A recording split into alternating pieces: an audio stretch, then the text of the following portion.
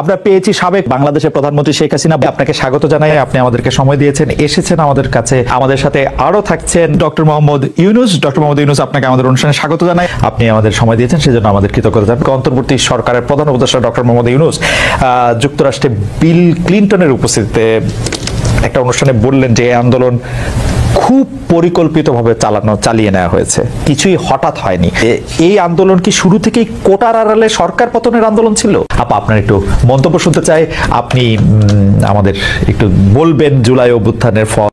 বাক স্বাধীনতা, ব্যক্তি স্বাধীনতা ছিল, কিন্তু আওয়ামী লীগ কখনো জনগণের ভোটে নির্বাচিত ছাড়া অন্য কোনো ভিন্ন পথে বা পিছনের দরজা দিয়ে ক্ষমতায় আসে নাই।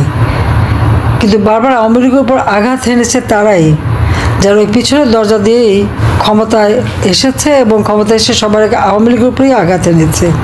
আর এখন আমরা সেই একই অবস্থা দেখি। আর আওয়ামী লীগ, বারবার আওয়ামী লীগের উপরে আঘাত এসেছে। আইয়ুব খান, ইয়াহিয়া খান, জিয়াউর রহমান, এরশাদ, খালেদা জিয়া, কারা না অত্যাচার করেছে। কিন্তু আওয়ামী লীগকে ধ্বংস করা যায় না, ধ্বংস করতে পারবে না। কারণ আওয়ামী লীগের একমাত্র রাজনৈতিক দল মাটি মানুষের থেকে গড়ে উঠেছে জনগণের অধিকার আদায়ের আন্দোলন সংগ্রামের মধ্য দিয়ে।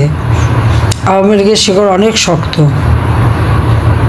কাজে যতই তারা স্বপ্ন দেখুক আওয়ামী লীগ নিঃশেষ হয়ে যাবে, আওয়ামী লীগ নিঃশেষ হয়ে যায় না, যাবে না।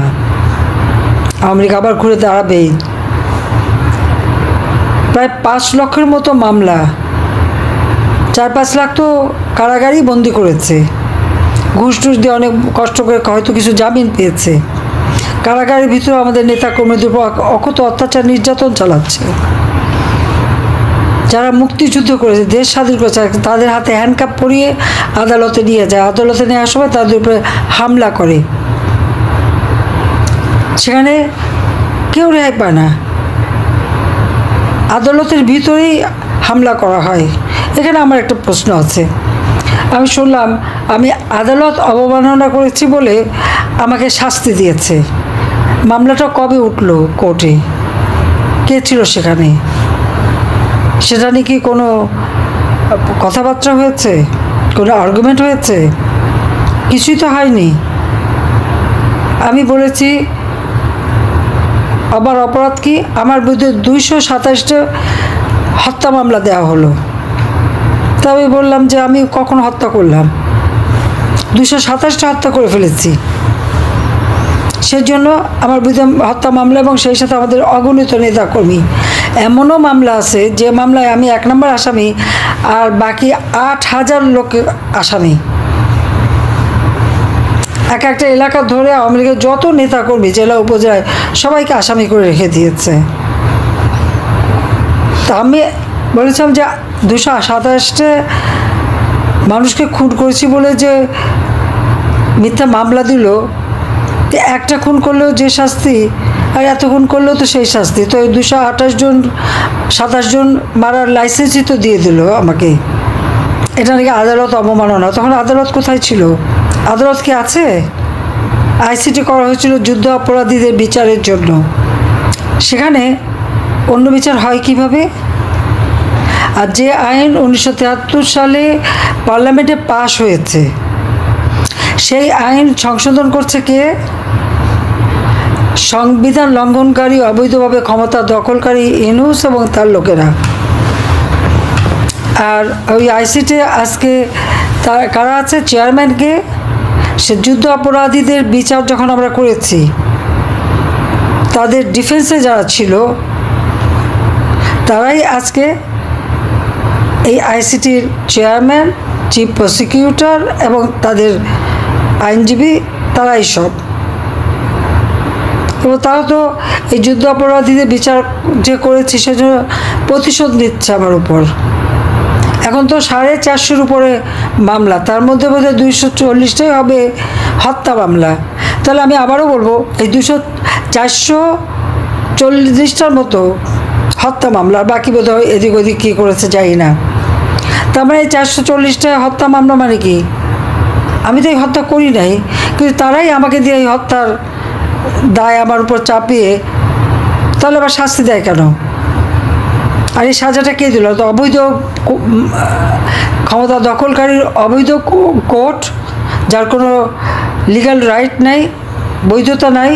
আর যে দেশে হাতে অস্ত্র নিয়ে চিফ জাস্টিসের উপর আক্রমণ করে, তার বাড়ি আক্রমণ করে, তাকে দিয়ে জোর করে পদত্যাগ করায়,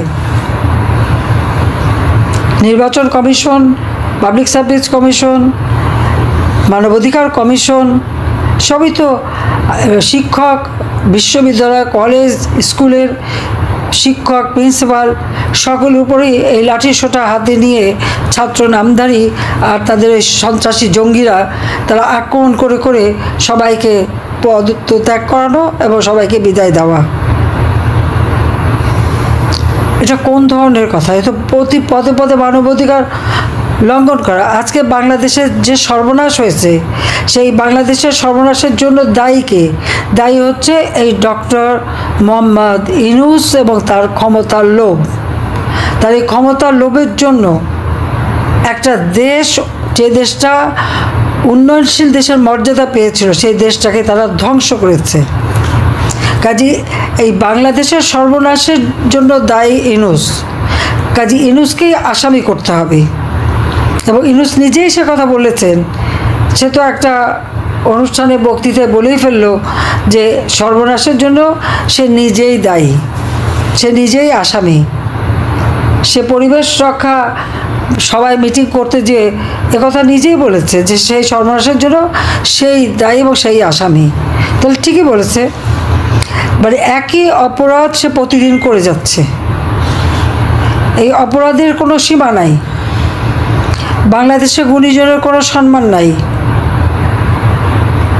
শিশু, নারী, তাদের কোনো অধিকার নেই। প্রতিনিয়ত শিশু ধর্ষণ, নারী ধর্ষণ হচ্ছে, কিন্তু কোনো সংবাদ কেউ দিতে পারবে না। পত্রিকায় বা রেডিও, টেলিভিশন কোথাও কোনো সংবাদ পরিবেশন করা যাবে না। সাংবাদিকদের উপর যে নির্যাতন হয়েছে, 38 জন কারাগারে বন্দী, 8 জনকে তারা হত্যা করেছে, আর প্রায় 3-4 হাজার সাংবাদিক আজকে চাকরি হারা, অ্যাক্রেডিটেশন কার্ড নাই, কোনো কাজ নাই। বিটিভি থেকে শুরু করে বিভিন্ন টেলিভিশন এবং রেডিও, সংবাদপত্রের প্রতিনিধি, একবার জেলা উপজেলা পর্যন্ত যাওয়া ছিল, সবাইকে চাকরি থেকে বিদায় দিয়ে দিয়েছে। এবং কোনো সাংবাদিক কোনো কথা বললেই তাদের ভয়। 13টা মানে বিটিভি সহ 13টা বেসরকারি টেলিভিশন এবং সরকারি বিটিভি আগুন দিয়েছে। আগুন দিয়ে জ্বালিয়ে পোড়ানো, সব এটাই তাদের একটা চরিত্র। এর জন্য এই অপরাধ প্রতিদিন হচ্ছে। অস্ত্রধারীদের লেলিয়ে দিয়ে হত্যা, গুম, খুন, গ্রেপ্তার, মব জাস্টিস, যা মব সন্ত্রাসী। এই মব সন্ত্রাসী করেই মানুষকে মারা এবং তাদেরকে আবার পুলিশে ধরিয়ে দেয়। যে অত্যাচার ইউনূস করে যাচ্ছে, ক্ষমতা দখল করার সাথে সাথে এ পর্যন্ত যে ঘটনা সে ঘটিয়েছে বাংলাদেশে, পাকিস্তানি হানাদার বাহিনী 1971 সালে গণহত্যা করেছিল, বুদ্ধিজীবী হত্যা করেছিল। এই যুদ্ধাপরাধী যাদের আমরা বিচার করেছি, তারা তখন যুবক ছিল, কেউ ছাত্র ছিল। এরাই তো এই হত্যাকাণ্ড, নারীদের ধরে ধরে পাকিস্তানি ওই সেনাবাহিনীর। অনেকে এই কথা বলে থাকেন প্রফেসর ইউনূস যে আপনি তো ইচ্ছা করলে এই পৃথিবীর যে কোনো দেশে সেটেল করতে পারতেন, পৃথিবীর যে কোনো দেশের হয়েই আপনার যে আইডিয়াগুলি সেগুলি আপনি ডিসেমিনেট করতে পারতেন, তারপরেও আপনি বাংলাদেশে থাকছেন, বাংলাদেশে থাকাটাকেই আপনি মানে আমি যদি বলি আপনার জন্য নির্ধারণ করছেন, সেটি কারণ আপনি চাইলেই সেটি সম্ভব, সেটি কি আপনার জন্য দিন দিন কঠিন হয়ে যাচ্ছে, বা আপনি এটি কেন করছেন? বা মানে অনেকে বলছেন যে আপনি আসলে, হ্যাঁ আপনার কাছে জানতে চাইছি যে আপনি তো আসলে দেশে থাকেন, বিদেশে থাকেন, মানে আপনার ভৌগোলিক অবস্থানটা তো আসলে আপনার আইডিয়াগুলির জন্য খুব বড় বাধা না, মানে আপনাকে বাংলাদেশেই কেন থাকতে হবে, এটা অনেকে প্রশ্ন করেন যে মানে আপনি বাংলাদেশে থাকাটাকে কেন প্রেফার করেন? তুমি কি বলছো আমি দেশ ছেড়ে চলে যাই? না, আমি বলছি আমি জানতে, বাংলাদেশের মানুষ তো এরকম ভাবে যে দেশ থেকে যে চলে যেতে পারে সে খুব চলে যায়। এমন কুসন্তান করলাম দেশের জন্য, এখন পরামর্শ যে আপনি দেশ ছেড়ে চলে যান, এই অবস্থা হলো আমার। মনে করি না আমার এই অবস্থা হয়ে গেছে যে আমি দেশেরই সন্তান, এই দেশেই থাকবো, দেশের জন্য যে কাজ করি সেটাই করব, এটা যতদিন আমি বেঁচে আছি সেটাই করে যাব। আমাকে বিভিন্ন দেশ থেকে আহ্বান জানাই, আমি কেন ওখানে দেশে থাকছেন, আজকেও একটা নতুন দেশ থেকে আহ্বান পেলাম, বলে আমরা সব ব্যবস্থা করে দেবো। এটা আর একটা নতুন দেশ যোগ হলো আছি। কিন্তু আপনি বাংলাদেশেই থাকতে চান, এবং আমাদের কাছে যেটি মানে আমরা সাংবাদিক হিসেবে আপনাকে প্রশ্ন করতেই হয়, আপনি দেখেছেন যে আপনার প্রতিষ্ঠিত গ্রামীণ ব্যাংকের একটি সংবাদ সম্মেলন হয়েছে, সেই গ্রামীণ ব্যাংকের সংবাদ সম্মেলন থেকে আপনার বিরুদ্ধে যে অভিযোগ করা হয়েছে, সেই অভিযোগ মানি লন্ডারিং এর।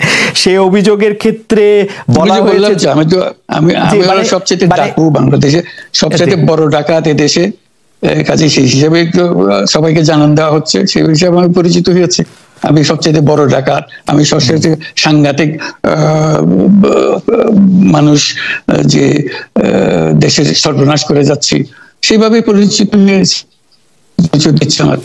আপনি আমাদের একটু বলবেন যে আপনি বাংলাদেশের জন্য বা আপনার পরবর্তী লক্ষ্যগুলি কি সারা পৃথিবীর জন্য? আপনি তো শুধু বাংলাদেশ নিয়ে ভাবেন না, যে আপনি আসলে কি করতে চান বা কেমন দুনিয়া চান বা কেমন বাংলাদেশ চান, সেটা আপনার কি লক্ষ্য এই মুহূর্তে? ওই যে বললাম যে এটাই হলো আমাদের স্বপ্নের বীজতলা, যে আমাদের স্বপ্নগুলো একটা দাসে একটা নতুন আইডিয়া আসে, সেটা একটা বীজতলা। এটা আমরা ট্রাই করে দেখি, একটা ছোট আকারে করি, এটা সফল হলে আর একটু বড় আকারে করি, এটা বাংলাদেশি করি। একবার সফল হলে সারা দুনিয়া এটা লুফে নেয় দেওয়ার জন্য, সারা দুনিয়ার লোক এখানে আসে, আমাদের লোককে নিয়ে যায়, এইভাবে কাজকর্ম করছি। এটা আমরা একটা থাকছি বাংলাদেশে, করছি বাংলাদেশে, কিন্তু সারা দুনিয়ার লক্ষ্য আমাদের দিকে, আমরা কি করছি, কি চিন্তা করছি, কিভাবে এগুলো পরিচালনা করছি। এবং তার মধ্যে ব্যাখ্যা হিসেবে যেটা আমরা বারবার বলছি, আমরা একটা নতুন পৃথিবী গড়তে চাই। সেই পৃথিবী হচ্ছে 3 শূন্যের পৃথিবী। এটাও বহুবার বলা হয়েছে, তার উপরে বই লিখেছি 3 শূন্যের পৃথিবী কি হবে, যে 0 কার্বন এমিশন। যেহেতু পৃথিবী ধ্বংস হয়ে যাবে এই গ্লোবাল ওয়ার্মিং এর কারণে, একে রক্ষা করতে হলে আমাদের 0 কার্বন এমিশন অ্যাচিভ করতে হবে। কাজে এটা এমন বিশ্ব আমাদের গড়তে হবে যেটা 0 কার্বন এমিশনের বিশ্ব হবে। 0 ওয়েলথ কনসেন্ট্রেশন।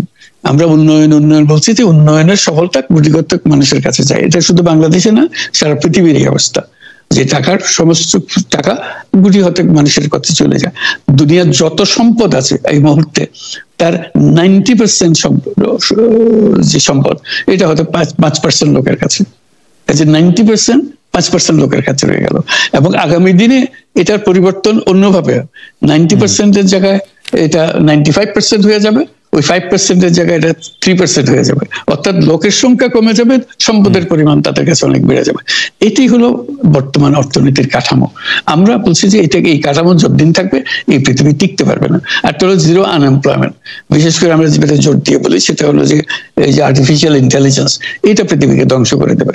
কাজে তার আগে আমাদেরকে ঠিক করতে হবে টেকনোলজিকে আমরা কতদূর নিয়ে যাব, কোথায় সীমারেখা টানবো, এটা ঠিক করতে হবে। সেই পৃথিবীর নাম দিয়েছি আমরা 3 শূন্যের পৃথিবী, 3-0 ওয়ার্ল্ড।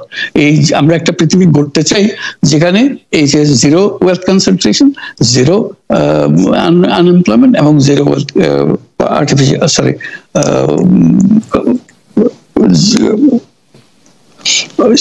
গ্লোবাল ওয়ার্মিং 0 হবে। এটাই এই 3টা 0-র মধ্যে আমরা থাকবো। তো সেটা এখন বিভিন্ন দেশে এটা পর্যালোচনা বৈঠক হচ্ছে, বিভিন্ন বিশ্ববিদ্যালয়ে সেটা নিয়ে আলোচনা হচ্ছে, আমাদেরকে আমন্ত্রণ জানাচ্ছে, আমরা সেগুলো বিশ্বকে বোঝানোর চেষ্টা করছি। এটার বড় নিয়ামক হবে সোশ্যাল বিজনেস। এই সোশ্যাল বিজনেসের মাধ্যমে এগুলো করা যাবে। সোশ্যাল বিজনেস সঙ্গে আসছে সোশ্যাল বিজনেস, এবং কত জায়গা থেকে কত ভিন্নভাবে এগুলো প্রসার করা হবে সেটা আমাদের দায়িত্ব হয়। আমরা এগুলো ব্যাখ্যা করি, আমাদেরকে বিভিন্ন বিশ্ববিদ্যালয়ের মারফতে হয়। 107টা বিশ্ববিদ্যালয়ের এখন সোশ্যাল বিজনেস সেন্টার আছে। এটার নাম হলো সাধারণত ইউনুস সোশ্যাল বিজনেস সেন্টার নামে পরিচিত হয়।